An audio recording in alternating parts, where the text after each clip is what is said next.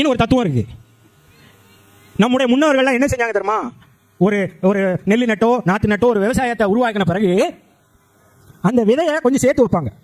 விளைஞ்சி முடிச்சுட்டு விளைச்சல்ல கொஞ்சம் நல்ல விதையை சேர்த்து வச்சு அடுத்த பருவத்துக்கு நம்ம விதைக்கணும். அப்போ இதை பத்திரமா வச்சு இதை என்ன பண்ணுவாங்கன்னா அமாவாசையில வெயிலையும் பனிலையும் காய வைப்பாங்களாம்.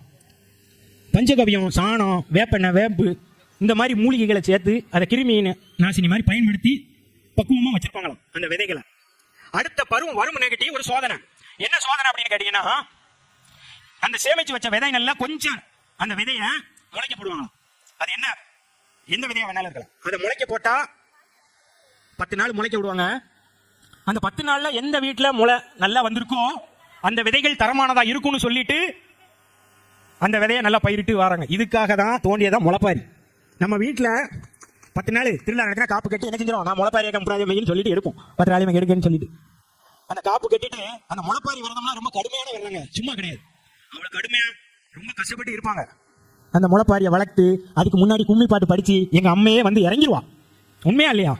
அந்த 10 நாள் அந்த பாட்டை படிச்சு அந்த திருவிழாவோட அந்த முளைப்பாரியை தூக்கிட்டு போய் தண்ணியில கறப்பாங்கன்னா அதுதாங்க விரதம். இதுல நம்ம முன்னோர்கள் காட்டிய அந்த விதைகளை சேமிச்சு பயன்படுத்துற நுட்பமும் இருக்கு, எங்க ஆன்மீகமும் இருக்குங்க. அதுக்கு தான் அந்த முளைப்பாரியை வச்சாங்க.